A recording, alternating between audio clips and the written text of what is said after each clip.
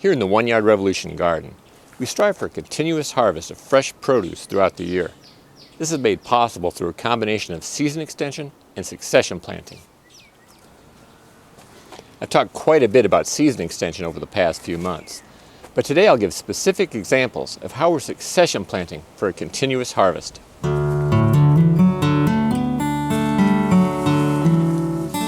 Let's start with carrots, which thanks to season extension and succession planting, we're able to harvest every single month of the year here in our Zone 5 garden.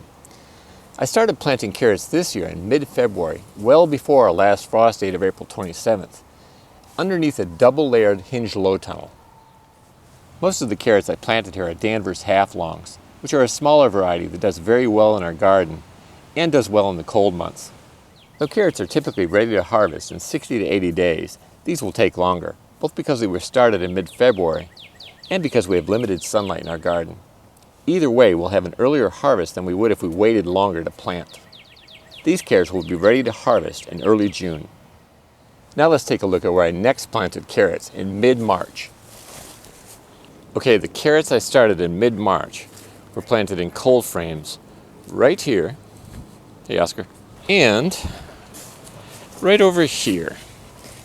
These carrots appear to be a little bit behind the ones that were started in February under a low tunnel. Again, these were started in mid-March under a cold frame. I next planted carrots in April, here in grow bags.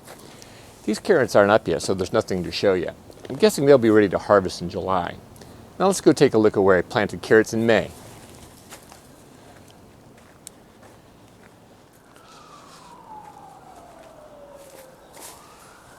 Okay, for my last spring planting of carrots, I planted purple dragon carrots in this blueberry bed in May, earlier this month. Now you might be thinking that soil must be acidic for the blueberries, and it is. But carrots do well in a pH as low as 5.5, and we've grown them here before and they've done very well. The carrots planted in the blueberry bed should be ready for harvest in August, so the succession planting I've done so far will give us carrot harvest starting in June and going all the way through August. In addition, as space opens up in the garden, I'll plant more carrots throughout the summer, and our next big planting of carrots will be in late summer for the fall and winter garden.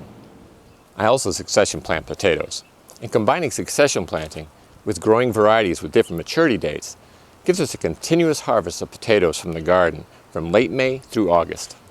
I started by planting red Norland potatoes in mid-March in this compost bin under a single layer of 6mm greenhouse plastic. Red Norlands are an early variety, and I should start pulling early potatoes out of the bin in late May, but the bulk of the harvest will be in June. That same day in mid-March, I planted purple Viking potatoes in this bed under a single layer of cover. Though I planted them on the same day as the red Norlands, these potatoes take longer to mature, and they won't be ready to harvest until late June and July. I next planted potatoes in this bed a couple weeks before our last frost in April. I planted Yukon Golds and all blue potatoes. This was our first planting that wasn't under cover, though a couple of the blue potatoes did end up in this cold frame. Now let's take a look at where I planted potatoes in May. Excuse me, boy.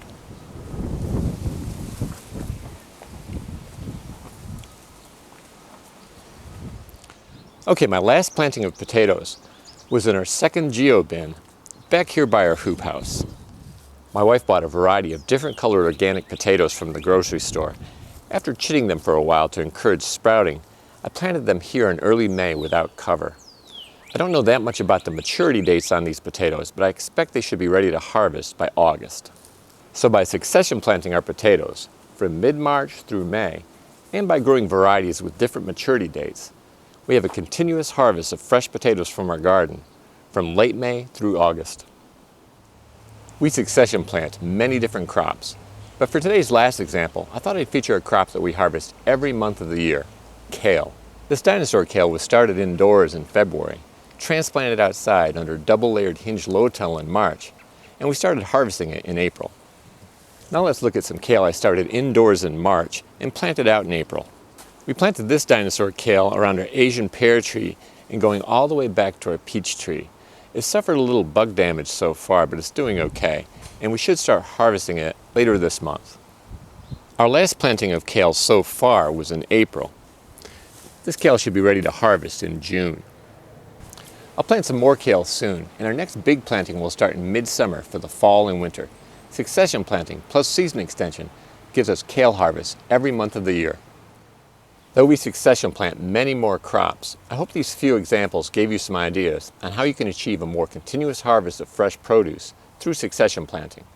As we close, I'll share more examples of crops that we succession plant. The planting and harvest dates will vary depending on where you live. In general, maturity takes a little bit longer here in our garden because of our limited sunlight.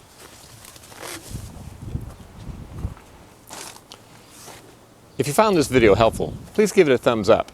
And if you haven't already, please subscribe for more videos on how to grow a lot of food on a little land without spending much or working harder than you have to.